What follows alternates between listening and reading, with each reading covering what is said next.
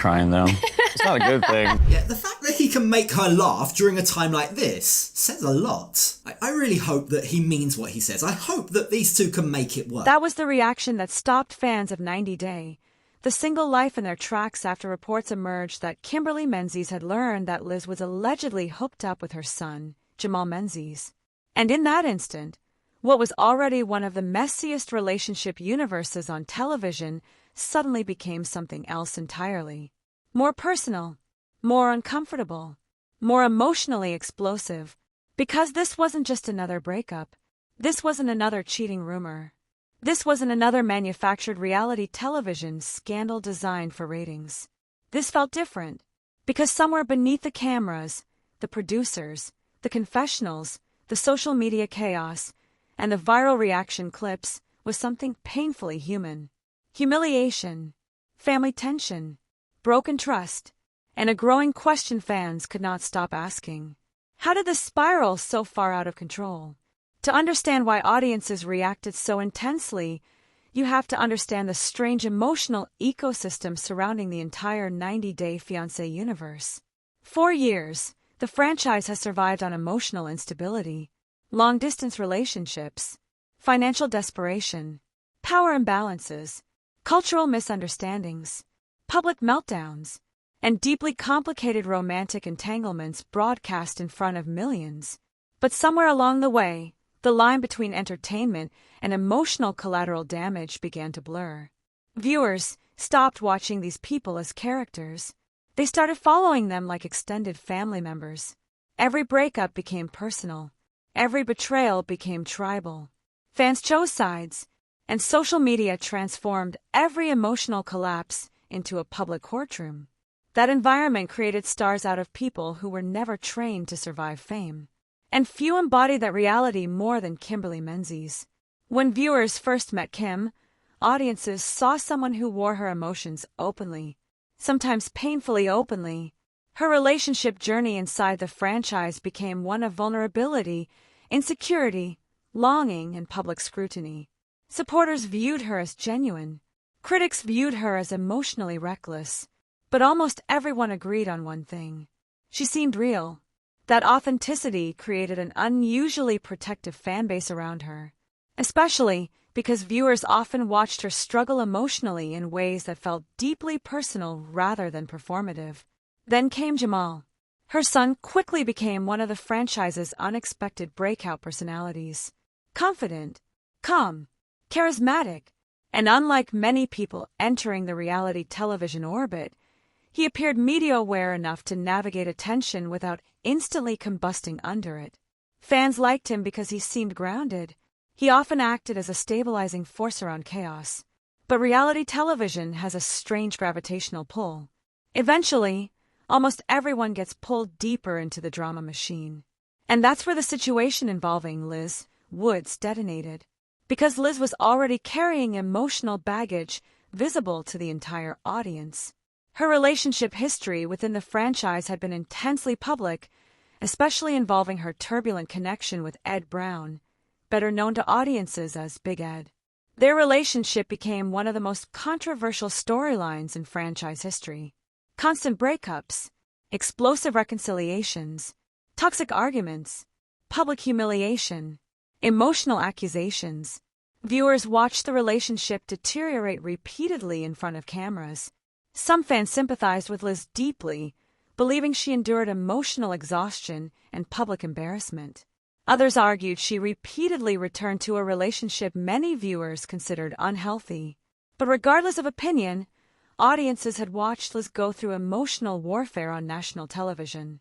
So when rumors began circulating about her alleged involvement with Jamal, reactions exploded almost immediately. Because this wasn't merely unexpected. It felt psychologically chaotic, especially considering the proximity of everyone involved. Kim knew Liz. Liz knew Kim. The social overlap alone made the entire situation feel deeply uncomfortable to viewers. Then came the revelation, or at least, the reported revelation. According to scenes and reports surrounding the franchise, Kim's reaction was visceral. Not calculated, not camera-ready. Visceral. I'm going to throw up. That line spread across social media at lightning speed because audiences immediately sensed something authentic inside the discomfort. And suddenly, the story escaped the boundaries of reality television fandom. It became internet culture discourse. TikTok creators dissected every facial expression. YouTube commentary channels uploaded hour-long breakdowns. Reddit forums exploded with theories.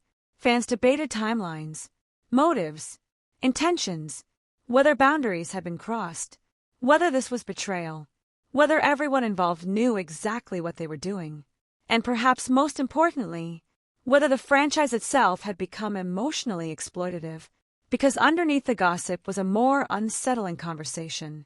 What happens when reality television relationships stop existing in isolated storylines and start bleeding directly into people's family structures? That question changed the emotional weight of the scandal. It no longer felt like random reality TV drama. It felt invasive, and audiences reacted accordingly. Some fans defended Jamal immediately. They argued he was an adult. They argued no rules had technically been broken. Others defended Liz, saying she had every right to pursue whatever connection she wanted after enduring years of emotional instability and public criticism. But another section of viewers reacted with outright disgust. Not necessarily because of legality, not because of age, but because of emotional proximity. To many fans, it violated an invisible social boundary. And producers across the industry understand this. The emotional stakes must constantly escalate. Relationships must feel more shocking, more chaotic, more intimate, and eventually, family boundaries become part of the spectacle. That evolution has changed reality television itself, especially franchises like TLC's massive reality empire. The audience no longer just watches romantic relationships. They monitor ecosystems, parents, children, friends, exes, former cast members, social media interactions, podcast interviews, deleted comments, Instagram follows. Everything becomes evidence. Every interaction becomes narrative material. And once fans sensed tension between Kim, Liz, and Jamal, the speculation machine became unstoppable. People revisited old clips, old interviews, old social media posts. Some viewers claimed they noticed chemistry earlier. Others dismissed those theories as revisionist internet behavior. But that's what happens in viral celebrity controversy. People reconstruct history backward. Every previous moment suddenly gains new meaning. Every smile becomes suspicious. Every interaction becomes symbolic. And the emotional center of the controversy kept returning to Kim. Because viewers couldn't stop thinking about the maternal angle. A mother discovering her son may have become romantically involved with someone connected to her social and emotional orbit created a deeply uncomfortable emotional image. One that transcended reality TV fandom. Even viewers who barely follow the franchise suddenly understood why the reaction felt so intense. It tapped into universal discomfort, boundaries, trust, emotional overlap, and perhaps most painfully, loss of control. Parents often experience a strange emotional collision when adult children make decisions that directly impact family dynamics, especially publicly. Especially under media scrutiny, and especially when millions of strangers are watching reactions unfold in real time. That level of exposure can intensify embarrassment exponentially, because there's no private processing period, no emotional breathing room. Everything becomes content immediately. Memes, reaction videos, headlines, podcasts, commentary channels. The emotional wound becomes public property. That's one of the darkest realities of modern reality television culture. The audience consumes emotional fallout as entertainment, and the people involved must continue living inside that fallout long after the episode ends. For Kim, supporters argue the humiliation factor alone must have been overwhelming, not merely because of the alleged hookup itself, but because of how public it became. Because once a reality television moment becomes viral, it no longer belongs to the participants.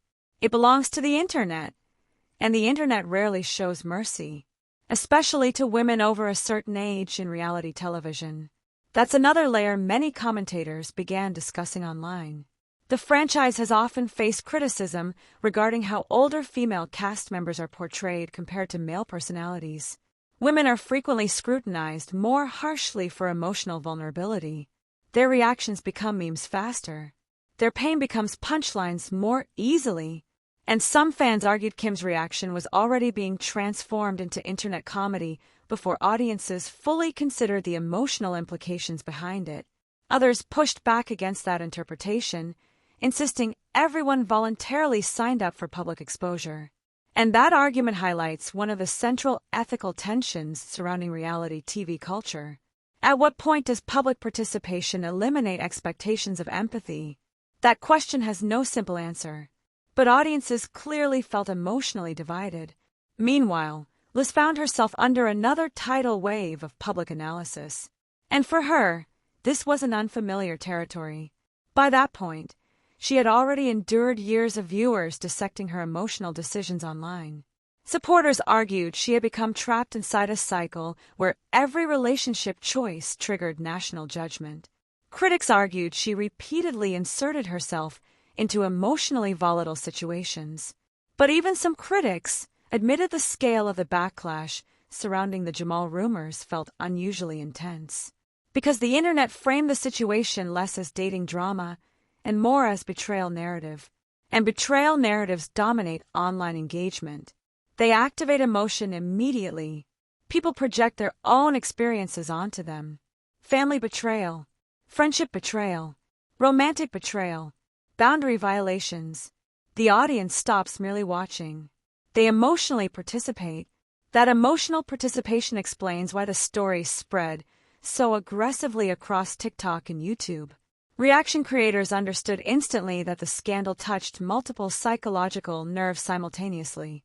Shock, discomfort, secondhand embarrassment, curiosity, moral ambiguity, and perhaps most importantly, uncertainty, because audiences still weren't entirely sure how serious the alleged relationship truly was. Was it casual, emotional, strategic, temporary, real, performative? Even uncertainty became fuel. People kept watching because they believed another revelation might emerge at any moment. That's the anatomy of modern viral reality television controversy. The story never fully stabilizes. It evolves continuously through speculation, reaction, and reinterpretation. And every new interview potentially reignites everything. Some commentators argue the franchise itself benefits enormously from these emotional explosions. Controversy creates conversation. Conversation creates clips. Clips create engagement. Engagement creates ratings. Ratings create advertising value. Reality television operates inside an attention economy where emotional intensity becomes currency. And the cast members themselves often become trapped inside that system. Because once your public identity depends on visibility, stepping away from chaos can become financially difficult. That doesn't necessarily mean scandals are fake, but it does mean the system rewards escalation. Quiet stability rarely trends. Emotional disaster does. And audiences know that now. Modern viewers are more media literate than ever before. They understand editing manipulation, producer influence, narrative engineering. But strangely, that awareness hasn't reduced emotional investment. If anything, it's intensified it. Fans now watch reality television on two levels simultaneously. They watch the story, and they watch the production of a story. They analyze edits, confessionals, camera cuts, producer prompts, body language, microexpressions. Everything becomes evidence. That's exactly what happened with Kim's now infamous reaction. Viewers replayed it repeatedly. Some believed her disgust looked completely genuine. Others wondered whether producers intentionally framed the reveal for maximum emotional impact. Either way, the moment worked, because millions of people talked about it. And once a moment achieves meme status online, it enters a completely different cultural category. It stops being television. It becomes internet folklore. That transformation can permanently alter public perception of the people involved. For Jamal, the situation created perhaps the most complicated image shift. Before the controversy, Many fans viewed him as relatively grounded compared to other personalities in the franchise universe. But scandals change audience psychology rapidly. Suddenly, supporters and critics began projecting entirely different narratives onto him. Some viewers framed him as reckless. Others framed him as manipulated. Some argued he was simply navigating adult relationships under impossible public scrutiny. Others insisted he knowingly entered emotionally dangerous territory. And because the internet thrives on certainty, people formed strong opinions with incomplete information. That's become one of the defining characteristics of modern celebrity culture. Audiences no longer wait for full context. Narratives form instantly. Sides are chosen immediately. Public verdicts arrive before facts stabilize. And once a narrative hardens online, reversing it becomes extremely difficult, especially inside reality television fandoms. Because these audiences don't just consume storylines. They emotionally invest in identities. Heroes, villains, victims, manipulators. Every scandal reshuffles those categories, and fans fight aggressively to defend their interpretations. The emotional tribalism surrounding the 90-Day Fiancé community has become enormous over the years. Entire online communities now exist solely to analyze cast behavior. And those communities often operate like digital juries. People compile timelines, analyze interviews, cross-reference social posts, search for contradictions, speculate endlessly. The Jamal controversy became ideal material for that ecosystem, because the emotional dynamics felt layered enough to sustain endless debate. And the deeper people looked, the messier it appeared. That messiness is crucial. Perfectly clean scandals fade quickly. Complicated emotional situations endure, because they force audiences to wrestle with discomfort rather than certainty. Was anyone truly wrong? Was everyone wrong? Was this merely awkward or genuinely hurtful? The inability to reach consensus kept the story alive. Meanwhile, another uncomfortable reality hovered beneath the surface. Reality television often compresses emotional timelines unnaturally. Relationships accelerate under production schedules. Cast members bond quickly because they share highly unusual experiences. Fame itself intensifies intimacy. People experiencing sudden public attention often form chaotic emotional connections because ordinary social structures disappear. That environment can create relationships that outsiders struggle to understand. And critics of reality TV culture argue the industry rarely acknowledges the psychological consequences of that environment. Participants experience scrutiny, pressure, financial uncertainty, internet harassment, parasocial attachment, and identity distortion simultaneously. Some adapt, others spiral. Many do both at different times. And when emotional chaos becomes profitable, healthy boundaries can erode quickly. That's part of why audiences reacted so viscerally to Kim's emotional response. They weren't merely reacting to gossip. They were watching someone appear emotionally blindsided in real time. And viewers instinctively empathize with shock, especially maternal shock. Even fans who disliked Kim admitted the discomfort felt real. That emotional authenticity made the moment impossible to ignore. Then came another layer of discourse: age dynamics. Online commentators debated whether public reaction would differ if genders were reversed. Some accused audiences of hypocrisy. Others argue the central issue was never age, but relational proximity. Again, no consensus emerged. And controversy without consensus survives longer online. Every disagreement generates new engagement, new videos, new reactions, new debates. The cycle feeds itself. At the same time, entertainment media outlets amplified the story aggressively. Headlines emphasized disgust, shock, family tension. The emotional framing became increasingly dramatic because modern celebrity journalism increasingly depends on emotional immediacy. Publications compete not merely for clicks but for emotional reactions. And stories involving betrayal or family discomfort consistently outperform ordinary celebrity news, especially in reality television culture, because audiences already feel emotionally connected to cast members after years of watching intimate moments unfold on screen. That emotional familiarity creates parasocial intensity. Viewers begin feeling as though they personally know these people, which means scandals feel personal too. Some fans expressed heartbreak for Kim. Others argued viewers were overreacting entirely. Some blamed production manipulation. Others blamed